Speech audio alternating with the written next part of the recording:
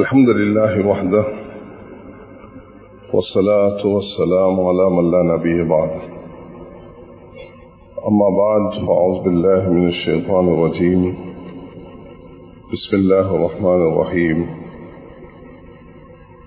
إن الله لا يظلم الناس شيئا وقال أيضا وما ربك بظلام للعبيد وقال تعالى واتقوا فتنة لا تصيبن الذين ظلموا منكم خاصة واعلموا أن الله شديد العقاب.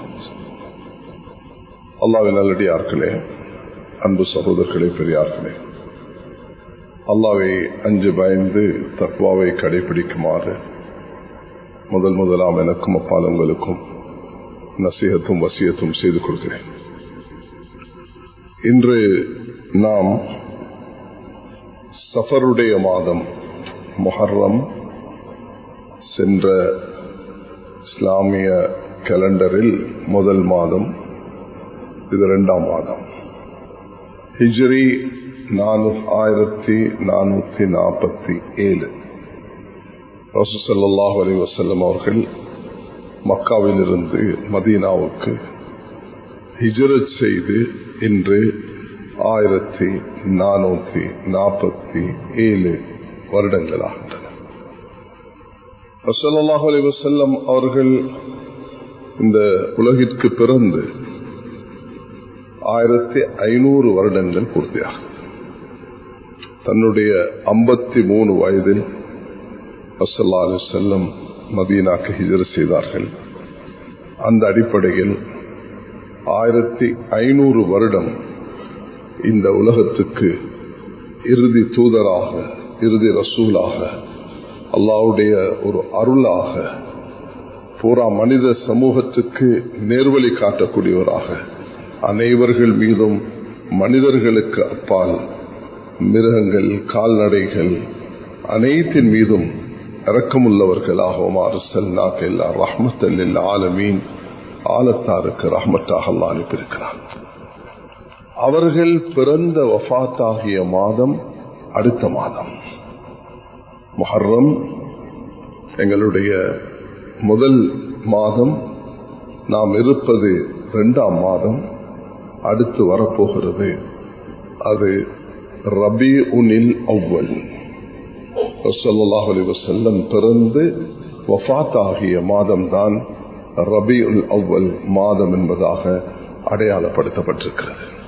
அந்த மாதத்தை நோக்கி நாங்கள் எல்லாரும் நகர்ந்து கொண்டிருக்கிறோம். ஸல்லல்லாஹு அலைஹி வஸல்லம் அவர்களை பற்றி உலகத்தில் அதிகமாக இன்றிலிருந்து மக்கள் பேச ஆரம்பித்து விடுவார்கள், அதிகமாக பேசுவார்கள். குர்ஆனுடைய கண்ணோட்டத்தில், ஹதீஸுடைய கண்ணோட்டத்தில், வரலாறு நடிகளும் வாழ்ந்த நபிமார்கள் என்ற அடிப்படையில், உலகத்துடைய தலைவர் என்ற அடிப்படையில், பல கோணங்களிலும் அவர்களை பற்றி பேசக்கூடிய, அதை பாடக்கூடிய, அந்த சிறப்புகளை இன்பமாக, ஒரு கண்ணியமாக, அன்பாக அதை பின்பற்றக்கூடிய ஒருவராக மதித்து, உலகத்துக்குள்ள ரஹ்மத்தாக, உலகத்துக்கு நேர்வழி காட்ட வந்தவராக இன்றும் 1500 வருடங்களாக நாம் அதை ஞாபகப்படுத்திக் கொண்டிருக்கிறோம். அல்லாஹ் மேலும் மேலும் எம் அனைவருடைய உள்ளத்தில் அவர்களுடைய கண்ணியத்தையும் மதிப்பையும் மரியாதையும் உள்ளத்தில் நிறைப்பானாக. நாம் அனைவர்களும் அவர்களை பின்பற்றி நாளை ஹவுதுல் கௌசரில், இன்னா அத்தைனா கல் கௌசர் என்ற ஹவுதுல் கௌசரில் அந்த தண்ணீரை அடையக்கூடிய பாக்கியத்தை அல்லாஹ் நமக்கு தருவானாக. கண்ணியமானவர்களே, இந்த மாதம் சஃபருடைய மாதம். சஃபருடைய மாதம் என்று சொல்வது, சிலர் இந்த மாதம் ஒரு பீடை மாதம் என்று, ஒரு தர்த்தினியமான மாதம் என்று நம்புகிறார்கள். அதனால் அவர்கள் இந்த மாதத்தில் திருமண விழாக்கள் அல்லது வேறு எந்த மகிழ்ச்சியான நிகழ்வுகளையும் நடத்துவதை தவிர்க்கிறார்கள். இந்த நம்பிக்கை முற்றிலும் ஆதாரமற்று மற்றும் இஸ்லாம் வருவதற்கு முன்பு அரேபியர்களிடம் அறியாமையில் இருந்த மூட நம்பிக்கையில் ஒரு பகுதியாகும். மூட நம்பிக்கைகள் குறித்து புனித குர்ஆன் தெளிவான வழிகாட்டல் நமக்கு வந்தது. அதனால் இந்த மாதம் என்பது அது மிக ஒரு வகையில மிக சிறப்பாக மாறுகிறது. சஃபர் என்பதற்கு ஆலிம்கள் மாதத்தின் பீடை எனவும் விளக்கம் கூறியுள்ளார்கள். இஸ்லாம் ஜாஹிலியாவின் இஸ்லாமிய அறியாமை நாட்களில் ஆதிக்கம் செலுத்திய தவறான கொள்கைகளை மற்றும் மூட நம்பிக்கைகள் மறுக்கிறது. எனவே முஸ்லிம்களாகிய நாம் அத்தனை மூட நம்பிக்கைகளை தவிர்த்து இருக்க வேண்டும். இதுல சிறப்பம்சத்தில் என்னன்னு பாத்தீங்கன்னு சொன்னா, ரசூலுல்லாஹி அலைஹி வஸல்லம் அவர்கள் ஹதீஜா ரலியல்லாஹு அவர்களை மணமுடித்துக் கொண்டது இந்த சஃபருடைய மாதத்தில். தன்னுடைய மிக அன்புள்ள 4 மக்களிலும் ரசூலுல்லாஹி அலைஹி வஸல்லம் அவர்கள் ஃபாத்திமா ரலியல்லாஹு அவர்களை அலி ரலியல்லாஹு அவர்களுக்கு மணமுடித்து கொடுத்ததும் இது ஹிஜ்ரி 2ஆம் ஆண்டில், அதிலும் குறிப்பாக இந்த சஃபருடைய மாதத்தில் என்பதை வரலாறு ஆசிரியர்கள் பதிவு செய்திருக்கிறார்கள். கண்ணியமானவர்களே, உலகத்தில் ஒரு விஷயத்தை நாங்கள் பார்க்கிறோம். அதுதான் நலவும் நடக்குது, தீமைகளும் நடக்கின்றன. தீமைகளில் ஆக பொல்லாததுதான் அநியாயம் செய்வது. அநியாயத்தை அல்லாஹு தஆலா சொல்லும் பொழுது, இன்னல்லாஹ லா யظ்லிமுன் நாஸ ஷைஆ, அல்லாஹு தஆலா சூரா யூனுஸ் 44வது திருவசனத்தில் அல்லாஹ் சிறிதும் யாருக்கும் அநியாயம் செய்வது கிடையாது. வமா ரப்புக பிஸல்லாமில் லில் அபீத், சூரத் ஃபுஸ்ஸிலத்தில் 46வது திருவசனத்தில் அல்லாஹ் தஆலா உங்களுடைய ரப் நிச்சயமாக எந்த ஒரு அடியானுக்கும் அவன் அக்கிரமம் அநியாயம் செய்யக்கூடியவன் அல்ல. அல்லாஹ் ரப்புல் இஸ்ஸத் இதை சொல்லும் பொழுது வல்லாஹு லா யுஹிப்புல் ஸாலிமீன், சூரத் ஆல் இம்ரானுடைய 57வது திருவசனத்தில் அல்லாஹ் தஆலா குறிப்பிடுகிறான், அல்லாஹ் அநியாயக்காரர்களை நேசிப்பதில்லை என்று சொல்கிறான். இன்னொரு சூரத்துல் மாயிதாவுடைய 51வது திருவசனத்தில் இன்னல்லாஹ லா யஹ்தில் கௌமல் ஸாலிமீன், அநியாயக்கார சமூகங்களை அல்லாஹு தஆலா நேர்வழியின் பால் கொண்டு வருவது கிடையாது. கொஞ்சம் சிந்திச்சு பாருங்க, ஃபிரௌன் எப்படி அநியாயம் செய்தான், குழந்தைகளை கொண்டு குமித்தான். அல்லாஹு தஆலா அவனுடைய முடிவை எப்படி ஆக்கினான். நான் சொல்லக்கூடிய இந்த வார்த்தைகளை ஒவ்வொருவரும் உங்களுடைய சந்ததி சந்ததிகளாக உள்ளத்துல பதிய வைங்க. நலவின் ஆரம்பம் கஷ்டம், அதனுடைய முடிவு இன்பம். பாவத்தின் ஆரம்பம் இன்பம், அதனுடைய முடிவு பயங்கரம். ஆபத்து, சீபத்து, சோதனை. இத பாடமாக்கிக் கொள்ளுங்க, வாழ்க்கையில வெற்றி அடைவீங்க. வாலிபர்கள், யுவதிகள், தாய்மார்கள் எல்லோரும், பெரியவர்கள் சிறியவர்கள், யாராலும் அநியாயம் நடக்கூடாது. அல்லாஹ் அநியாயத்தை விரும்புறதில்லை. அநியாயம் செய்யக்கூடியவர்கள் அல்லாஹ் விட்டு வைப்பாங்க. பாவங்கள்ல இந்த ஷிர்கல குல்முல் அதீம், இணை வைத்தல் என்பதை ஆகப்பெரிய பெரும் அநியாயம் என்பதாக குர்ஆன் அதை கோடிட்டு காண்பித்திருக்கிறது. அல்லாஹ் நேசிப்பதில்லை. இன்னஹு லா யுஃப்லிஹு ஸாலிமூன். அல்லாஹு அக்பர். அநியாயக்காரர்களுக்கு அல்லாஹ் வெற்றியை கொடுக்கிறதே கிடையாது. சூரத்துல் அன்ஆம், சூரத்துல் அன்ஆம், சூரத்துல் மாயிதா, சூரத் ஆல் இம்ரான், சூரத்துல் காஃபிர், சூரத்துல் அன்ஃபால், சூரத் ஃபுஸ்ஸிலத், சூரத் யாசீன், சூரத் யூனுஸ் போன்ற சூறாக்களில் இதை அல்லாஹ் ரப்புல் இஸ்ஸத் மிக தெளிவாக சொல்லியிருக்கிறார். சில நேரம் நாங்கள் எங்களுக்கு அநியாயம் செய்து கொள்கிறோம். சில நேரம் எங்களோட படைச்ச ரப்புக்கு அநியாயம் செய்கிறோம். சில நேரம் நாங்கள் செய்யக்கூடிய அந்த அநியாயம் இருக்குதே, அது பிறருக்குள்ள அநியாயமாக மாறுகிறது. இதையும் மனதில் பதிய வைத்துக் கொள்ள வேண்டும். அநியாயம் செய்யும் பொழுது நான் என் ரப்புக்கு அநியாயம் செய்யறேனா? அல்லாஹ் விடுவானா?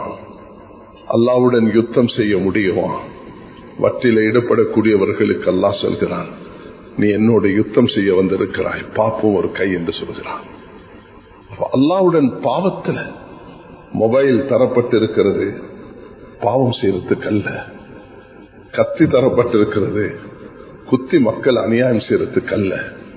அந்த கத்தியால தனக்கும் பிறருக்கும் நலவு நடப்பதற்கு தான் ஒரு மனிதனுக்கு ஒரு கத்தி கொடுக்கப்படுகிறது. ஒரு ஆயுதம் என்பது அது அட்டூழியத்தையும் அநியாயத்தையும் இல்லா ஆக்குவதற்கு பயன்படுத்தும் ஒரு கருவியை தவிர அநியாயமாக யாருக்கும் ஒரு சின்ன அநியாயம் செய்தாலும் அல்லாஹ் சுப்ஹானஹு வ தஆலா அதை விட்டுவிட மாட்டான். உஸாமா ரலியல்லாஹு அவர்கள் நபியுடைய பாசமுள்ள வளர்ப்பு மகன் என்று பெயர் பெற்ற குர்ஆன் சொல்லக்கூடிய ஸெய்துடைய மகன் யுத்தகலத்தில் ஒரு எதிரியை கொண்டார். ஆனா அந்த எதிரி கொல்லக்கூடிய நேரத்தில் கலிமா சொன்னார். ஆனா எதிரியாகத்தான் அவர் இருந்தார். கலிமா சொல்லிட்டார் அல்லவா, இவன் தப்புறதுக்காக தான் சொல்றார் என்று கொண்டுட்டார்கள். அந்த ஆயுதத்தால நபி அவர்கள் அவரை பார்த்து கேட்டார்கள், நீ அவன் உள்ளத்தை பிளந்து பார்த்தாயா உஸாமா? நீ அல்லாஹ்க்கு என்ன பதில் சொல்ல போகிறாய்னு கேட்டார். யாரும் யாரையும் கொண்டுட்டு தப்பிச்சு கொள்ளலாம் உலகத்துடைய கோட்ல, ஆனா அல்லாஹ்வுடைய கோட்ல நிச்சயமாக தப்ப முடியாது. ஒரு உயிர் என்பது அது அல்லாஹ் மிக மதிக்கக்கூடிய ஒன்று. எப்பொழுதும் கண்ணியமானவர்களே, அல்லாஹ் சுப்ஹானஹு வ தஆலா நேசிக்கக்கூடிய ஒன்றுதான். அல்லாஹ் தன்னுடைய கடமைகளை நிறைவேற்றும் பொழுது அல்லாஹ்வுடனும் அந்த ரப்புடனும் அதில் இருக்கக்கூடிய இந்த அநியாயங்களை மனிதன் கவனமாக பார்த்து மிக நிதானமாக இருக்கும். அல்லாஹ் அக்பர். 2 குர்ஆனுடைய திருவசனங்கள்.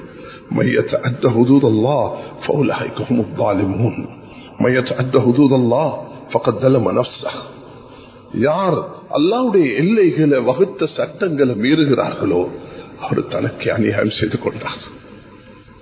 அல்லாஹ்வுடைய சட்டங்களை மீறக்கூடியவருக்கு ஒரு அழகான ஹதீஸ் ஞாபகத்துக்கு வருகிறது. யார் அல்லாஹ்வுடைய வகுத்த எல்லைகளை, அந்த சட்ட திட்டங்களை, ஏவல் விலக்குகளை மீறி தன் சுய இச்சையின்படி வாழ விரும்புகிறானோ அவன் தான் அநியாயக்காரன் என்பதாக அல்லாஹ் தான் சொல்கிறார். நபி அவர்கள் நேரமில்லை, நபி அவர்கள் சொன்னார்கள், உலகத்தில் 4 வகையான மனிதர்கள். ரஜுலுன் ஆதாஹு அல்லாஹு மாலஹு இல்மா, ஒருவனுக்கு அல்லாஹ் அறிவையும் கொடுத்து செல்வத்தையும் கொடுத்திருக்கிறான். யத்தகி ஃபீஹி ரப்பஹ் யஸிலு ரஹ்மா யஅமல் லில்லாஹி பிஹக்கிஹி ஹதா அஃஸல் மனாசில். அவனுக்கு அல்லாஹ் செல்வத்தை கொடுத்து ஆண் பெண் சிறார்கள் பணக்காரர்கள் அறிவையும் கொடுத்து முறையாக உலகத்தில் சம்பாதிச்சு வாழ்ந்து அநியாயம் இல்லாம அல்லாஹ் பயந்து நலவு செய்து அவன் உலகத்தில் வாழ்கிறான். இனபந்துகளை நேசிக்கிறான், அல்லாஹ்வுடைய கடமைகளை நிறைவேற்றுகிறான். நபி அவர்கள் சொன்னார்கள், சுப்ஹானல்லாஹ், இவன் ஆக உயர்ந்தவன். தாவூத் அலைஹிஸ்ஸலாத்தை போன்று, சுலைமான் அலைஹிஸ்ஸலாத்தை போன்று, யூசுப் அலைஹிஸ்ஸலாத்தை போன்று அல்லாஹ் செல்வத்தையும் கொடுத்து அறிவையும் கொடுத்து பதவியையும் கொடுத்து அந்தஸ்தையும் கொடுத்து இருக்கிறான். அதுக்கு எந்த நாளும் 100 ரக்காத் நஃபில் தொழுது சஜ்தா செஞ்சாலும் போதாது. 2வது மனிதன் ஆதாஹுல்லாஹு இல்மன் வலம் யுஅதி மாலா, அவனுக்கு அல்லாஹ் அறிவை கொடுத்தான், செல்வத்தை கொடுக்கவில்லை. அவன் என்ன சொல்கிறான், இந்த இவரை போல எனக்கு கிடைச்சாலும் நானும் அப்படித்தான் இருப்பேன். நபி அவர்கள் சொன்னாங்க, வஹுமா ஃபில் அஜ்ரி ஸவா, இவர்கள் இருவரும் நன்மையில் சமமாகிவிட்டார்கள் சொன்னார்கள் 2 பேரும். 3வது ரஜுலுன் ஆதாஹுல்லாஹு மாலன் வலம் யுஅதிஹி இல்மா, அவனுக்கு செல்வத்தை மட்டும் தான் கொடுத்தான், அவனுக்கு அல்லாஹ் அறிவை கொடுக்கவில்லை. அவன் லா யத்தகி ஃபீஹி ரப்பஹ் வலா யஸில் ரஹ்மஹ் வலா யஅமல் லில்லாஹி பிஹக்கிஹ். அவன் செல்வத்தை வச்சு அகம்பாவத்தில் திமிரில அந்த மமதையில தன்னுடைய ஆட்சி பதவி தன்னுடைய ஆளுமை வச்சு மனிதர்களுக்கு அநியாயம் செஞ்சு கொண்டே வாழ்கிறான். அதாவது மனாசில் இவன் ஆக கெட்டவன் என்று சொன்னார்கள். 4வது அவனுக்கு அறிவும் இல்லை செல்வமும் இல்லை, ஆனா அவன் நீயத்தெல்லாம் முதல் 2 பேர் அல்ல, நானும் ஒரு 3வது அநியாயக்காரனாக வாழ வேண்டும் என்று நினைக்கிறான். அவனை பற்றி ஸல்லல்லாஹு அலைஹி வஸல்லம் சொன்னார்கள், வஹுமா ஃபில் விஸ்ரி ஸவா, இவர்கள் இருவரும் பாவத்தில் சமமாகிவிட்டார்கள் சொன்னார்கள். அதனால் கண்ணியமானவர்களே, தான் எப்பொழுதும் அல்லாஹ்வுடைய கடமைகளை நிறைவேற்றும் பொழுது அல்லாஹ் உஸ்மான் ரலியல்லாஹு அன்ஹு அவர்கள் எப்படி தனவந்தராக இருந்தார்கள், அப்சுபைர் இப்னு அவ்வாம் எப்படி வசதி படைத்தவர்களாக இருந்தார்கள், அப்துர் ரஹ்மான் இப்னு அவுஃப் ஒரு நாளுடைய தர்மம் 700 camels அல்லாஹ் அக்பர். அதுல அடையாளம் என்ன தெரியுமா? 700 ஒட்டகைகள் மதீனால வந்து இறங்கி அந்த 700 ஒட்டகைகளையும் அவர்கள் எடுத்துக்கொண்டிருக்கக்குள்ள 700 ஒட்டகம் சத்தம் போட்டா எப்படி இருக்கும்? எங்களுடைய ரேஸ் கார்கள் வாலிபர்கள் பாதைகள்ல தன்னுடைய அலங்காரத்தை காட்டுவதற்கு ஓட்டும் பொழுது அவர்கள் அந்த வேகத்தை கூட்டி அந்த சத்தத்தை போட வைக்கும் பொழுது அந்த நேரத்தில் வர்றதை விட பயங்கரமான சத்தமாக இருந்தது. ஆயிஷா ரலியல்லாஹு கேட்டார்கள், என்ன நடந்தது? சொன்னார்கள், அப்துல் ரஹ்மானுடைய கியாமத்து வந்துருச்சான்னு கேட்டார்கள். கியாமத்து வரல, அப்துல் ரஹ்மான் இந்த 700 கேமல்ஸ் வந்திருக்குன்னு சொன்னார்கள். ஆஹா, இவருக்கு நாளைக்கு கிரீன் சேனல்ல போகல, அது ரெட் சேனல்ல தான் போகணும்னு சொன்னார்கள். ஓடி வந்தார்கள், கேட்டார்கள், தாயே நீங்க எப்படி சொன்னீங்களா? ஓ அப்பா, நீ நாளைக்கு சும்மா அப்படி லேசில போகலாதே, நீ எடுத்ததுக்கெல்லாம் அல்லாஹ் கிட்ட கணக்கு காட்டணும். எப்படி எடுத்தா, எப்படி செலவழிச்சா என்பது ஏதும் அநியாயம் நடந்திருக்குதா என்று நீ பார்த்துக் கொள்ள வேண்டும் என்பதை அங்கு வலியுறுத்தினார்கள். வந்த உடனே அனைத்தையும் தர்மம் செஞ்சு போட்டார்கள். மதீனால 700 கேமல்ஸ் அது அப்படியே ஏழைகளுக்கு பங்கிட்டார்கள். இதுதான் அல்லாஹ் தஆலாவுடைய தூதர் சொல்கிறார்கள் இப்படிப்பட்டவர்கள் என்று. கண்ணியமானவர்களே, இரண்டாவது மனிதர்கள் தனக்கு அநியாயம் செய்து கொள்கிறார்கள். அல்லாஹ் சுப்ஹானஹு வ தஆலா இதை கண்டிக்கிறான். ஏன்? அவர்களுடைய கடமைகளை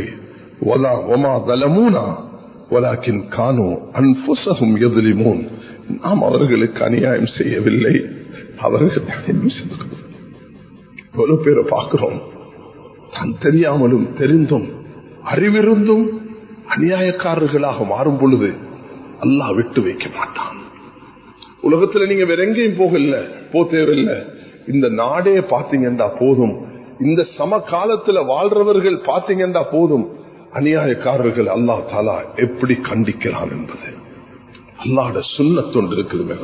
நாங்க படிப்பினைக்காக வேண்டி ஃபிரௌனை பத்தி பேசுகிறோம், காரூனை பத்தி பேசுகிறோம், ஹாமானை பத்தி பேசுகிறோம், அபூஜஹலை பத்தி பேசுகிறோம், ஒவ்வொரு காலத்துல வாழ்ந்த அநியாயக்காரர்களை பத்தி பேசுகிறோம்.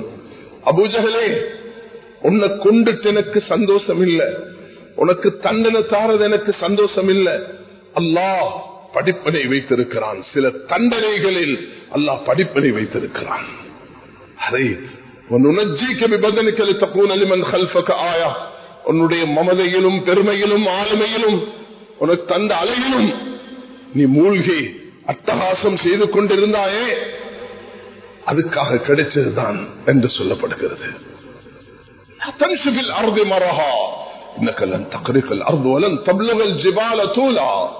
நீ பூமியில பெருமகித்துக் கொண்டு நடக்காதே, நீ பூமியை பிளக்க முடியாது, ஆகாயத்தில் பறக்க முடியாது. ரஹ்மான் அடியார்கள் பூமியில் மிருதுவாக நடப்பார்கள் என்று அல்லாஹ் தஆலா சொல்கிறான். கண்ணியமானவர்களே, பாவங்கள் இருந்து தன்னை பாதுகாத்துக் கொள்ள வேண்டும். إذا أنفقوا ولم يسرفوا ولم يقتروا كان بين ذلك قواما. அல்லாஹ் தஆலா வீண் விரயம் செய்யக்கூடியவர்களையும் அந்த பட்டியல்ல தான் சேர்த்திருக்கிறான். கடமைகளை வீணாக்கக்கூடியவர்கள், ரப்பிக அலைக ஹக்கன், லஸௌஜிக அலைக ஹக்கன், லிதைஃபிக அலைக ஹக்கன், லிஅஹ்லிக அலைக ஹக்கன், ஃபஅதி குல்ல ذي حق حقه. உன்னுடைய உடம்புக்கும், உன்னுடைய மனைவிக்கும், உன்னுடைய குடும்பத்துக்கும், உன்னுடைய ரப்புக்கும், உன்னுடைய விருந்தாளிக்கும் ஹக்கு இருக்கிறது. அது சரியாக சமமாக நிறைவேற்றிக்கொள். நீ ஒரு மதரசாவுடைய அதிபரா, நீ ஒரு நிர்வாகத்துடைய தலைவரா, நீ ஒரு பொறுப்பு வாய்ந்த நிறுவனத்தின் பொறுப்புதாரியா, உன்னால் அநியாயம் நடக்கிறதா என்பதை நீ உன்னுடைய உள்ளத்தை தொட்டு கேட்க வேண்டும். உன்னால் அநியாயம் நடக்கும் பொழுது அதிலிருந்து தௌபா செய்து மீண்டு அதுக்குள்ள பரிகாரங்களை செய்து கொள்வதுதான் அது ஈடேற்றத்துக்கு காரணமாக அமைகிறது. சில நேரத்தில் மனிதன் அடியார்களுக்கு தனக்கு அநியாயம் செய்யறது போல அடியார்களுக்கும் அநியாயம் செய்கிறான். அதை செல்வத்தில, உடம்புல, குடும்பத்தில என்று வகைப்படுத்தியிருக்கிறார்கள். மனிதனுடைய அநியாயங்களை பாருங்க. அல்லாஹ் தஆலா குர்ஆன்ல சொல்கிறான், அல்லதீன யாக்குலூன அம்வாலல் யதாமா துல்மன் இன்னமா யாக்குலூன ஃபீ புத்தூனிஹிம் நாரா. யார் அநியாயக்காரராக மாறுறான் என்று சொன்னா, யதீம்களுடைய சொத்துக்களை அபகரிக்கக்கூடியவர். மூத்த நானாவுக்கு இளைய சகோதரர்களை வாப்பா விட்டுட்டு போயிட்டாரு, இவர் செய்யற அநியாயம் இவருடைய சந்ததிகளுடைய வௌரு பத்தும். இவருடைய வௌரு மட்டும் இல்ல, ஏன் ஹராத்தை கொடுத்துட்டு போகக்கூடிய நேரத்தில் அதுக்கு வரக்கூடியது மிக கடுமையானது என்பதை நாம் யாரும் மறந்துவிடக் கூடாது. அல்லாஹ் எல்லாவற்றையும் பார்த்து கொண்டிருக்கிறான். பசீர், அடியார்கள் செய்யக்கூடியதெல்லாம் அல்லாஹ் பார்க்கிறான். அல்லாஹ்வுக்கு அநியாயம் செய்யக்கூடாது, அல்லாஹ் அதை தடுக்கிறான். அநியாயக்காரர்களுக்கு அல்லாஹ் நேர்வழி கொடுப்பதில்லை, நேசிப்பதில்லை, அவர்களுக்கு அவருடைய சிபாரிசை ஏற்றுக்கொள்வதில்லை என்று அல்லாஹ் தனக்கு இதை திருப்பியிருக்கிறான் என்று சொன்னால் நாங்கள் எவ்வளவு கவனமாக இருக்க வேண்டும். ஒரு இடத்திலிருந்து ஒரு பொருளை எப்படி பாவிக்க வேண்டுமோ அந்த இடத்துல பாவிக்காம வேற இடத்துல பாவிக்கிறது தான் என்று சொன்னார்கள்.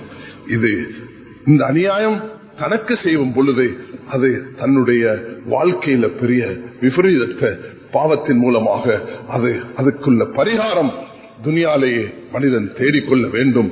ஹதரத் உமர் ரலியல்லாஹு அன்ஹு அவர்கள் யாருக்கும் சாட்டை எடுத்து அடிக்க நாடும் பொழுது அந்த நேரத்தில் அவர்களுக்கு ஹுசில் அஃவ, மன்னிப்பை கடைபிடி என்று சொன்ன நேரத்தில் அந்த சாட்டை தூக்கி அப்படி வீசிட்டார்கள்.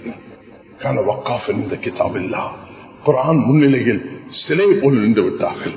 ஒரு சஹாபி ரபியா அஸ்லமி அவர்களை பார்த்து அபூபக்கர் ரலியல்லாஹு அன்ஹு ஏசி விட்டார்கள், மன்னிப்பு கேட்டார்கள். அவர் மன்னிக்கேலான்னு சொன்னார்கள். திரும்ப மன்னிப்பு கேட்டார்கள், மன்னிக்கேலான்னு சொன்னார்கள். ஓடி போனார்கள் நபியிடத்துல.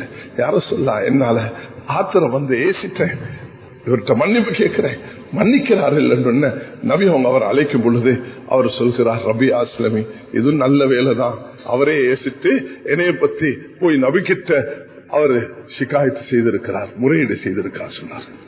கண்ணியமானவர்களே, இந்த நேரத்தில் நபி அவர்கள் என்னுடைய எவ்வளவு பாசமுள்ள அபூபக்கர் உன்னிடத்துல மன்னிப்பு கேட்டு உனக்கு தெரியாதா இவர் யார் என்று சொன்னதுக்கு பிறகுதான் அவர் மன்னித்தார். அதனால நாளை கியாமத் நாளையில ஒரு சான் அளவு பூமிய ஒரு மனிதன் அநியாயமாக பெற்றுக்கொண்டால் 7 பூமியையும் அல்லாஹ் களத்தில் தொங்க வைப்பான் இருக்கிறது. அநியாயமாக நாளை கியாமத் நாளையில பதில் கொடுக்கிறது ஒவ்வொருவரும் நாங்கள் சிந்தித்து பார்த்தோம் என்றால் அல்லாஹ் தஆலா அதுக்கு தரக்கூடிய தண்டனை மிக பயங்கரமானது. கண்ணியமானவர்களே, இன்று நாம் ஒரு முக்கியமான விஷயத்தை ஞாபகப்படுத்த கடமைப்பட்டிருக்கிறோம். உலகத்தில் நாங்க காணாத ஒரு அநியாயம் தான் உலகத்தில் இன்றைக்கு நடந்து கொண்டிருக்கிறது. அது எங்களோட புனித பூமி பலஸ்தீன பூமி. உலகவாழ் முஸ்லிம்கள் அனைவரதும் புனித பூமியாகும். அது முஸ்லிம்களின் 3ஆம் புனித தலமாக முதல் கிப்லாவாக அமைந்த அந்த பூமியாகும். மேலும் அது புனித மேராஜ் பயணத்திற்கு முன்னைய இஸ்ரா பயணம் இடம்பெற்ற பூமி என்பதை சூரத்துல் இஸ்ராவுடைய முதல் திருவசனம் அழகாக அல்லாஹ் தஆலா சொல்லியிருக்கிறார். உலக எல்லா காலங்களிலும் அநியாயக்காரர்களினால் அரசியல் நோக்கம் அல்லது பொருளாதார நோக்கங்கள் அடிப்படையாக வைத்து இந்த தவறுதலான செயல்களின் நடவடிக்கைகளில் நடந்த வண்ணம் இருக்கிறத நாங்கள் பார்க்கலாம். அந்த வகையில் காலத்துவாதிகள் எடுக்கப்பட்ட தீர்மானத்தின் அடிப்படையில் 1948ஆம் ஆண்டு பலஸ்தீன பூமி இஸ்ரேலினால் அது ஆக்கிரமிக்கப்பட்டது. இதனால் அங்கு போர் மூண்டு பல பலஸ்தீனர்கள் அவர்களது சொந்த மண்ணிலிருந்து பலவந்தமாக வெளியேற்றப்பட்டார்கள். தொடர்ந்து 1967ஆம் ஆண்டு இஸ்ரேல் பலஸ்தீனத்தின் மேற்கரையையும் காசாவையும் ஆக்கிரமித்து இதனால் அங்கு வாழ்ந்த பூர்வீக மக்கள் இதனை எதிர்த்து போராட வேண்டிய அந்த நிர்பந்தத்துக்கு ஆளாயினார்கள். 2023 அக்டோபர் மாதம் 7ஆம் தேதி இன்று 672 நாட்கள்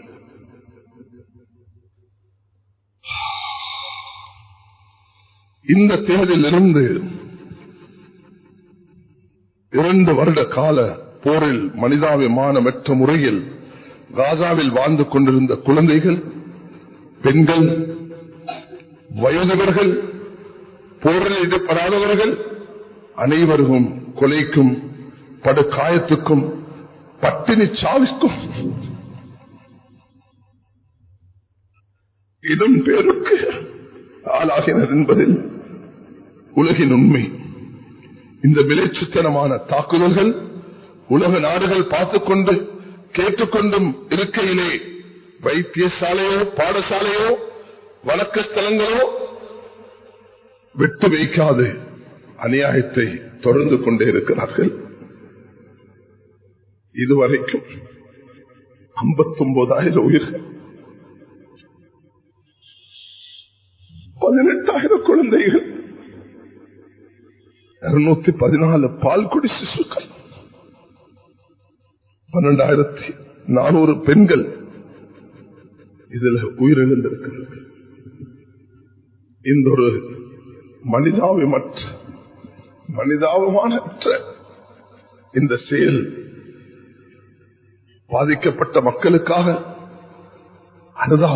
அனுப்பப்படும் உணவு, பணம், பானம், மருந்து வகைகள் ஆக்கிரமிப்பாளர்களால் மனிதாபிமான முறையில் தடுத்து நிறுத்தப்பட்டு உறுதியான தகவல் உலகம் அறிந்திருக்கிறது. அதே நேரம் ஆக்கிரமிப்பாளர்கள் பாதிக்கப்பட்ட மக்களுக்கு செல்லும் பொருட்கள், போதை மருந்துகளை இரகசியமாக அதை உட்புகுந்து அம்பலமாக்கியுள்ளது. கண்ணியமானவர்களே, ஜனநாயக வழியில் சட்டத்தை மதித்து நாம் குரல் கொடுக்க வேண்டும். ஜனநாயக வழியில் சட்டத்தை மதித்து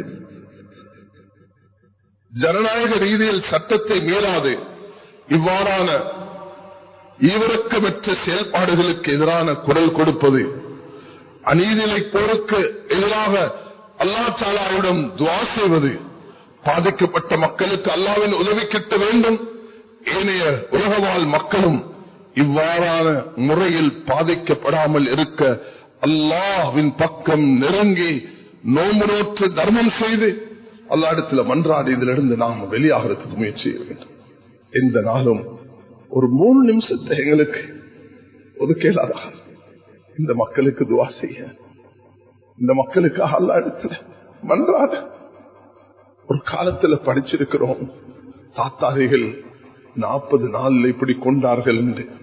அந்த காலத்துல ஒரு ஊர்ல உள்ளவருக்கு மற்ற ஒரு செய்தி தெரியாது. இன்றைக்கு உலகத்துக்கே தெரியும் என்ன அநியாயம் நடந்து கொண்டது. எமது நாட்டுடைய நிலைப்பாடு மிக தெளிவானது. எமது நாடு பலஸ்தீனத்துக்காக எப்பொழுதும் குரல் கொடுத்தே வந்துள்ளது. 1971 இருந்து ஆரம்பித்த இந்த பயணம், இந்த நாட்டு பெரும்பான்மை சமூகம், இந்த நாட்டுடைய புத்திஜீவிகள், அரசியல்வாதிகள், படித்தவர்கள் அனைவர்களும் இதுக்காக குரல் கொடுத்து வந்திருக்கிறார்கள். இன்று எமது நாடு அதே நிலைப்பாட்டிலே உள்ளது என்பது இங்கு குறிப்பிடத்தக்க அம்சமாகும். அது நீடிக்க வேண்டும். அதுக்கு முஸ்லிம்கள் என்றல்ல, மனிதர்கள், மனித நேயம் என்ற அடிப்படையில் எல்லோரையும் ஒன்று திரட்டி இதுக்காக குரல் கொடுப்பது, ஜனநாயக வழியில் சட்டத்தை மதித்து எப்பொழுதும் நாம் உலமாக்கள், ஜமியத்துல் உலமா, இந்த நாட்டுடைய தேசிய பாதுகாப்பு, நேஷனல் செக்யூரிட்டி, அதுக்கு எந்த காலத்திலே நாங்கள் அச்சுறுத்தலாக இருக்க விடுவதில்லை. யாராக இருந்தாலும் தேசிய பாதுகாப்புக்கு உதவியாக இருக்க வேண்டும். அதுக்கு எந்த அச்சுறுத்தலும் எந்த மனிதராலும் நடக்கக்கூடாது. அது முஸ்லிம்களாக இருந்தால் அவர்களுடைய விஷயத்தில் அவர்கள் அப்படி அச்சுறுத்தலாக இருக்கும் பொழுது நாங்கள் அந்த உரியவரை திருத்த முயற்சி செய்வோம், இல்லைன்னா உரிய இடத்தில் அதுக்கு ஒப்படைப்போம் என்பது எங்களுடைய நாட்டுடைய வரலாறாக இருக்கிறது. முஸ்லிம்கள் அப்படித்தான் வாழ்ந்திருக்கிறோம். அதனால இந்த நேரத்தில் நாம் எமது நாட்டு மக்களுக்காகவும், பலஸ்தீன மக்களுக்காகவும், உலக மக்களுக்காகவும் அல்லாஹ்விடம் மனப்பூர்வமாக பிரார்த்திப்போம், துஆ கேட்போம், அல்லாஹ்விடத்தில் மன்றாடுவோம். யா அல்லாஹ், இந்த அநியாயங்கள் இருந்து இதை விடுவித்து ஒரு தீர்வை தர வேண்டும் என்று அல்லாஹ்விடத்தில் எமக்காகவும் ஏனைய மூமின்களுக்காகவும் அதிகம் இஸ்திக்ஃபார் செய்வது.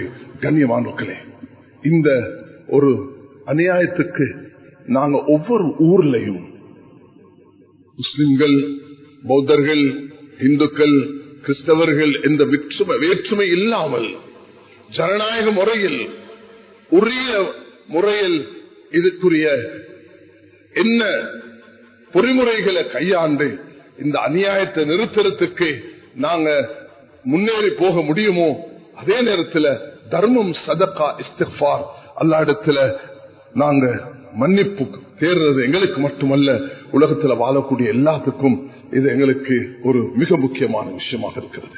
இஸ்திக்ஃபார் பிறருக்கு செய்வது.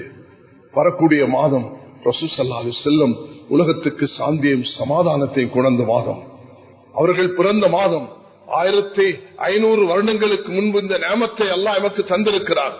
ஜாஹிலியத்தில் உயிர்களை, குழந்தைகளை உயிருடன் புதை தந்த காலத்தை எப்படி தூய்மையானதாக ரசூலுல்லாஹி அலைஹி வஸல்லம் அவர்கள் அந்த குறுகிய தன்னுடைய 23 வருடத்தில், அதிலும் 13 வருடத்தில் அவர்கள் பட்ட கஷ்டங்கள், அவர்களுடைய சஹாபாக்களுக்கு ஏற்பட்ட பிரச்சனைகள், அவர்கள் ஹிஜ்ரத் செய்ய வேண்டிய அந்த கட்டம் வந்தது. எத்தனை உயிர்களை பறி கொடுத்தார்கள். ஆனால் உறுதியாக இருந்து யாருக்கும் அநியாயம் செய்யாமல் அநியாயத்தை தடுக்க வேண்டும் என்ற நபி அவர்களுடைய மிக பொறுமதியான ஒரு வார்த்தை இருக்கிறது. உன்சுர் அகாக்க வாலிமன் மதுலூமன், நீங்க ஒரு சகோதரனுக்கு உதவி செய், அவன் அநியாயக்காரனாக இருந்தாலும் அநியாயம் செய்யப்பட்டவனாக இருந்தாலும். சஹாபாக்கள் கேட்டார்கள், யா ரசூலுல்லாஹ், அன்சுருஹு மதுலூமன் கைஃப அன்சுருஹு வாலிமன், நான் அநியாயம் செய்யப்பட்டவனுக்கு உதவி செய்வது எனக்கு விளங்குது, ஆனா அநியாயக்காரனுக்கு உதவி செய்வது எப்படி? அநியாயக்காரனுக்கு உதவி செய்வதுதான் கண்ணியமானவர்களே அவனை அந்த அநியாயத்திலிருந்து தடுக்கிறது. எங்களுக்கு என்ன செய்யலாம்? இந்த கடந்த 2 வருடங்களாக நாங்க என்னென்ன முறையில இந்த நாட்டுடைய ஜனநாயக சட்டத்தை மதித்து, ஐக்கிய நாட்டு சபைக்கு அல்லாஹ் தஆலா எனக்கு சந்தர்ப்பத்தை தந்தான்.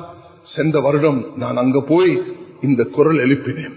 யுனைடெட் நேஷன் ஜெனீவால இது சம்பந்தமாக பேச வேண்டிய ஒரு சந்தர்ப்பம் கிடைத்த நேரத்தில் அங்கிருந்தும் இதுக்கு குரல் கொடுத்து அவர்களுடைய சில நடவடிக்கைகளை எந்த முறையில் அதை நாம் சொல்ல வேண்டுமோ அந்த முறையில சொல்லி, இன்றும் நாங்கள் இந்த நாட்டு மக்களுக்கும் எல்லோருக்கும் இந்த தூதாக 75 வருடங்களாக இந்த நாடு பாதுகாத்து வந்த அந்த பலஸ்தீன் மக்களுக்கான அநியாயம் இழைக்கப்பட்ட மக்களுக்காக நாம் செய்து வரும் அந்த உதவியையும் பண பொருளால் கூட இந்த நாட்டு மக்கள் அதுக்கு உதவி கரம் நீட்டிருக்கிறார்கள். அந்த உதவியை நாம் நிறுத்திவிடாமல், அந்த நிலைப்பாட்டை மாற்றிவிடாமல், அதுக்குண்டான பொறிமுறைகளை புத்திஜீவிகள், படித்தவர்கள், வியாபாரிகள் அதுல முழு மூச்சாக ஈடுபட வேண்டும் என்று வேண்டிக் கொண்டு, நமக்கும் வரக்கூடிய எதிர்காலத்தில் அமைதியான இந்த நாடும் அமைதியாக இருக்க வேண்டும் என்பதற்கு நாம் எல்லோரும் ஒரு புரிந்துணர்வோடு 2 விஷயங்கள் நடக்க வேண்டும். என சகோதரர்களே, எமக்கு மத்தியில் ஒரு நல்ல ஒற்றுமையான வாழ்க்கை இருக்க வேண்டும். வீடாக இருக்கலாம், குடும்பமாக இருக்கலாம், வியாபாரமாக இருக்கலாம், மஸ்ஜிதுகளாக இருக்கலாம், நிறுவனங்களாக இருக்கலாம், ஒற்றுமையாக இருந்து ஒருவருக்கொருவர் பலமாக இருந்து பயணிப்பதுதான் இஸ்லாம் காட்டி தந்த ஆகப்பெரிய சக்தியாக இருக்கிறது. அடிக்கடி முஅஸ்ஸினுடைய அதானை போல ஒற்றுமை பற்றி பேசிக்கொண்டே இருக்க வேண்டும். அதே நேரத்தில் பெரும்பான்மை சமூகத்துக்கு இந்த விஷயங்களை, நாம் இந்த மெம்பர்ல பேசக்கூடிய விஷயங்களை, என்ன அநியாயம் நடக்குது இந்த நாடும் 70 வருஷங்களாக பலஸ்தீன மக்களுக்கு எப்படி உதவி செய்திருக்கிறோம் என்ற செய்தியையும், அதே நேரத்தில் பொருளாலும் பணத்தாலும் செய்தியாலும் தூதாலும் பார்லிமெண்டும் எங்களுடைய அந்த ஐக்கிய நாடு சபையும் எங்களுடைய முதல் நாடாக, இந்த நாடு ஒரு நாடாக உதவிகரம் நீட்டுவதற்கு முன்வந்த நாடு என்ற பெருமையையும் எங்களுடைய நாடு பலஸ்தீன மக்களுக்கு பெற்றிருக்கக்கூடிய இந்த நேரத்தில் நாம் எல்லோரும் அல்லாஹ் இடத்துல மன்றாடுவோம், அல்லாஹ் இடத்துல துஆ செய்வோம். அல்லாஹு தஆலா உலகத்துக்கு அமைதியையும் சாந்தியையும் சமாதானத்தையும் வரக்கூடிய அந்த பாக்கியத்தை அல்லாஹ் நல்குவானாக. நாம் அனைவர்களும் அதற்கு சபபாக காரணிகளாக மாறி நாமும் தௌபா இஸ்திக்ஃபார்ல ஈடுபட்டு தனிப்பட்ட வாழ்க்கையில் எங்களால் நடக்கூடிய அநியாயத்தில் இருந்து நாம் தௌபா செய்வதுடன் நாம் பிறருக்கு செய்யக்கூடிய அநியாயத்தில் இருந்து தன்னை பாதுகாத்துக் கொள்ளக்கூடிய அதே நேரத்தில் ரப்போட எமக்கு இருக்கக்கூடிய அந்த விஷயத்தில் ஏதும் அநியாயம் இருந்தாலும் இன்றைய இந்த சஃபருடைய 13ஆம் பிறையன்று 1447 ஹிஜ்ரியில் இந்த ஜும்மாவுடைய நேரத்தில் யா அல்லாஹ் உன்னிடத்தில் மன்றாடுகிறோம், எங்கள் அனைவர்களையும் மன்னிப்பாயாக, குற்றம் குறைகளிலிருந்து எங்களை பரிசுத்தப்படுத்துவாயாக, உண்மையான மூமின்களாக வாழ்ந்து உன்னுடைய பாதையின் மரணத்தை மதீனாவுடைய மௌத்தை எமக்கு நசீபாக்குவாயாக. இந்த நாட்டுடைய பற்றுடன் எல்லா காலத்திலும் தேசிய பாதுகாப்புக்கு அச்சுறுத்தல் இல்லாமல் வாழ்ந்த முஸ்லிம்களாக இந்த நாட்டில் வாழ்ந்து வர்ணிக்க கிருபை செய்வாயாக. எப்பொழுதும் அநியாயத்துக்கு ஜனநாயக முறையில் நாட்டு சட்டத்தை மதித்து குரல் கொடுக்கக்கூடியவர்களாக முறையாக அணுகி செயல்படக்கூடியவர்களாக அல்லாஹ் எங்களை ஆக்கிரமிவாயாக. எங்களுடைய எல்லா காரியத்துக்கும் நீ பொறுப்பாக இருப்பாயாக. பலஸ்தீன மக்களுக்கு அல்லாஹ் விடுதலை தருவாயாக. இந்த எங்களுடைய துஆவை ஏற்றுக்கொள்வாயாக. அந்த ஷஹீதானவர்களுடைய அந்தஸ்தை உயர்ந்த அந்தஸ்தாக ஆக்கி தருவாயாக. எதிர்காலத்தை அல்லாஹ் நிம்மதியான சந்தோஷமான ஒரு நிலைமையாக ஆக்கி தருவாயாக. வாஹிர் தஅவானா அல்ஹம்துலில்லாஹ்.